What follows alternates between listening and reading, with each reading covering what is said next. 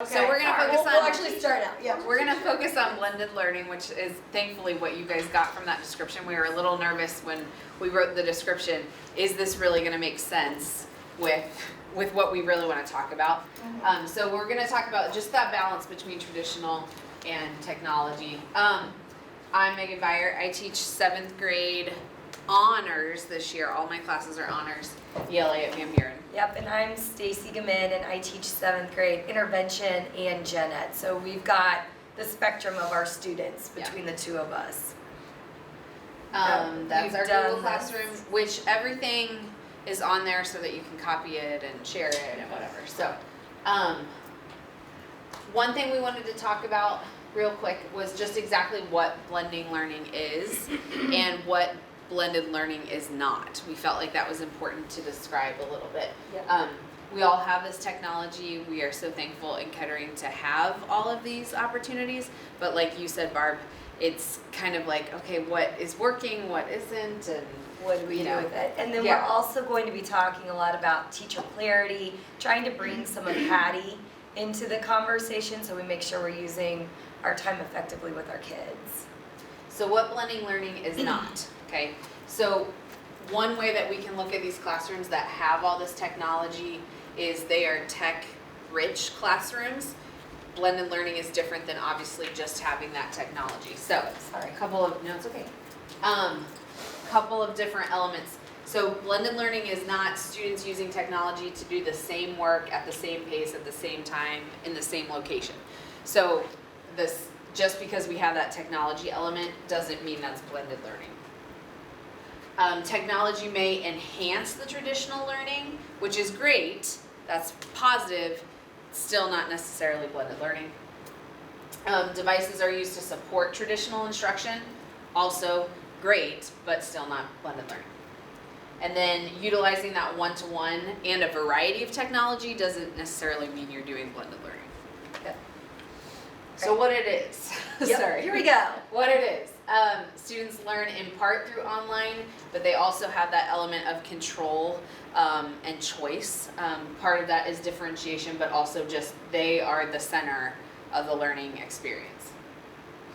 Classrooms fundamentally shift, and I think this is maybe the most important one, is it shifts the way your instruction is planned, it shifts the way your classroom looks, it shifts the way the week in your classroom looks as And well. how you interact with students too. True. And then devices are used to leverage opportunity to personalize and differentiate. So it's not just about using those devices, it's using it well. And then utilizing technology to support a variety of learning strategies. I think one of the things that when we first have technology put in front of us, we can try to think, okay, how am I going to use this? Whereas you don't want to replace those pieces of strategy and instruction that you think are really effective with just trying to plug in technology. You want to try to balance both of those. Yeah. So when we're talking about blended learning and we're looking at the Hattie chart that you've probably seen sent out from the district, there are some red flags. People might say, well, technology in small groups doesn't get us to that point 4 where we want to be. But what we have to remember is if we're just sending students in small groups, giving them what would be a worksheet to do using a Chromebook, that's not actually blended learning. That's something different. Same thing with online tools. If students are just being told to use an online tool but they don't know why they're using it, or it's not helping them with metacognitive strategies, then it's not blended learning. And same thing, the one-to-one, just because we have it, if we're not using it accurately or to the best of our ability, then once again, not blended learning. So when we looked at that chart, 3 of Hattie's strategies stood out to us. And the first one is providing feedback. The really cool thing about blended learning is that you do not have to stand at the front of the classroom anymore. You can be interacting with students while they're going through the learning process, because we know that students have breakdown in their learning, and sometimes if you're stuck up front, you don't know the breakdown's happening to correct it. In blended learning, you can communicate with them, verbally or even digitally. There's also the peer feedback that they can get right away rather than waiting. Same thing, metacognitive strategies. We want our kids to be thinking about what they're learning and how they're coming up with their answers. And a lot of times using the technology with some of the paper and pencil components, blend those two things together, and the strategies start happening more naturally for them. And then cooperative versus individualistic learning. The really cool thing about cooperative learning is that you can present students with more complex learning tasks because there's more of them to figure it out, more brains together. Versus the individualistic where they're just sitting there trying to do it by themselves and the conversation isn't happening. And so all three of these are kind of at the center of all the strategies that we're only going to be able to talk about a couple today, but anything related to blended learning should really be hitting all three of these. We're going to skip this. Yep. We're going to come back and try it at the end. If there's time. And kind of focus on those. Yeah. And same thing with this slide. So the first thing, I can start. Okay. First thing to talk about is stations. Do you guys use stations in your 5th grade? Religiously. And you said you're all different subject areas, right? Within your one. Okay.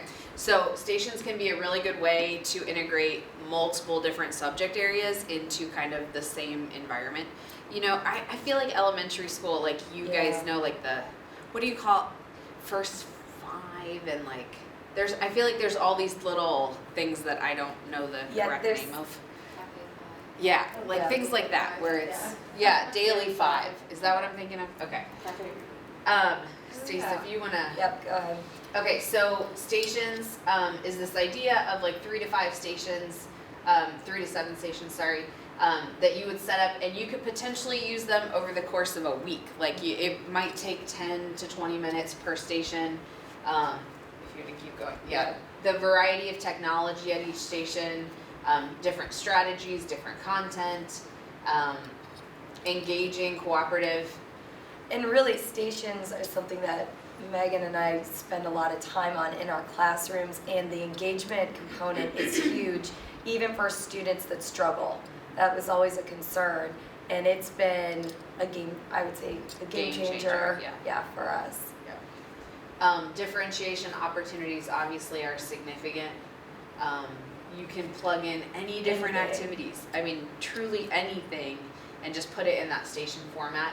And the most important thing, I think, the big shift for us has been it has freed us up. There's a lot of work in the forefront of planning it and all these different components coming together. But once you get it going, you really are freed up during class to either work with a small group, to be at a station giving direct instruction, to both challenge. Stacey mentions students who have gaps, but also students who need a little bit more challenge or you want to take them to the next level too. So the Hattie connections with stations, obviously that concentration, persistence, and engagement, that can be a challenge with students on a daily basis, especially some of our ADHD kids. And what we found is that working with stations, because they're doing a lot of different things while they're at the station, there's communication, there's movement, they actually stay more engaged than in traditional instruction. So that's encouraging. And then peer influencing is important. We'll get into how we group our students together using Kagan strategies. Are you guys familiar with those a little bit? Yeah. And, besides grouping students based off, multiple different abilities, you also do have to look at personalities too. But if you get the group right, they produce really high quality work. And the grouping has to be flexible. It can't be like you're in this group the entire time and you can never move out of this group. And the other thing that Hattie talks about too with grouping is that it does need to be mixed ability grouping, that does produce better results. And then like we said, there's just a variety of options and activities out there. So because you would be setting it up to do, and that's kind of what we're mimicking today, and eventually we'll get into. The goal is, though, that you have this balance of technology and tangible. There might be some stations where you don't touch technology. All you did was read the directions, and now you're doing things, with your hands and applying things. Even like in science, doing like small lab, like manipulatives, Yes. things like that could also be incorporated. So all kind of that balance is all there. Okay, and screencasting. Are you familiar with Screencastify or anything?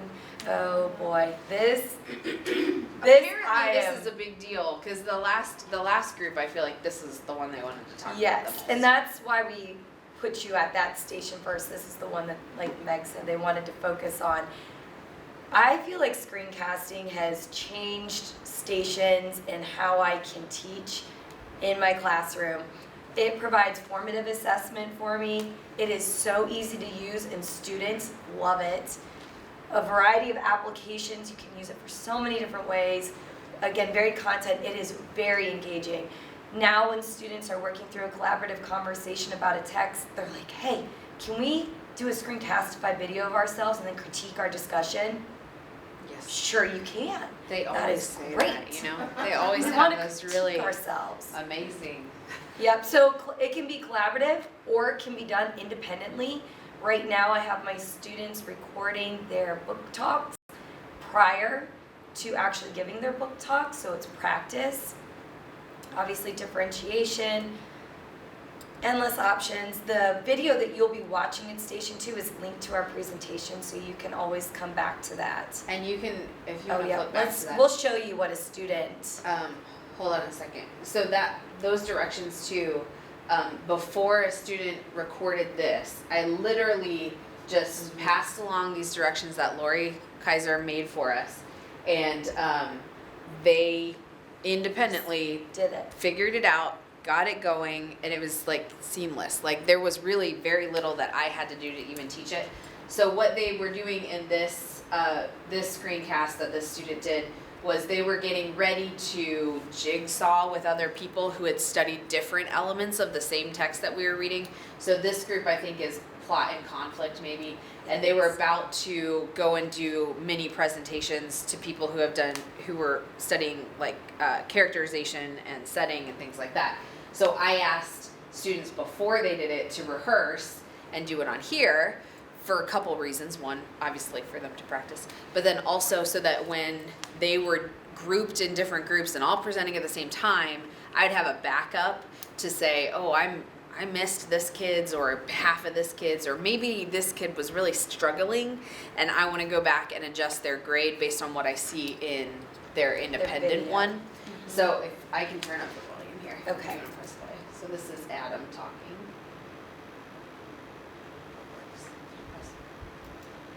There we go. This is Adam, and my group chose plot and conflict. Our goals were to identify the internal and external conflict as well as the plot structure and understand how these story elements affect the story. We know that the receiver of memories is highly honorable Do you and want to a lot fast forward just a little bit? rules not apply to Drag it him. forward We to- want to know what kind of memories would be painful. Yeah. In a nutshell, Jonas is selected to be the receiver of memories. He will Maybe learn slide a how little bit farther. the Sorry. collected. The third one is rules. Trying to get to a more interesting. Yeah. So like this is an example. Colors is of a a more need to know interesting term one. because if you don't have the capacity to see beyond, you can't see these. Elders is the council that choose your job. So anyway, Receiver of does it give you memories kind of is an the- example of how students might be using it? And also with the screencast, and you'll see it, but they use their what's that called? What's the camera? Oh, The- on their screen. Yeah, the on their screen. Chromebook. So Adam was just recording his voice, but he had the option to have the screen recording him as well, and as do we. Yep. Obviously. Yeah. I usually don't choose that option to have my face on there too when I do screencastifying, but The neat thing about Screencastify is that I can record a lesson either prior to students coming into the room, and then that becomes a station that incorporates direct instruction. It's good if you know you're going to be out and you have a sub coming in. You can record a video, the sub can play that video, so it's like you're not really missing a day.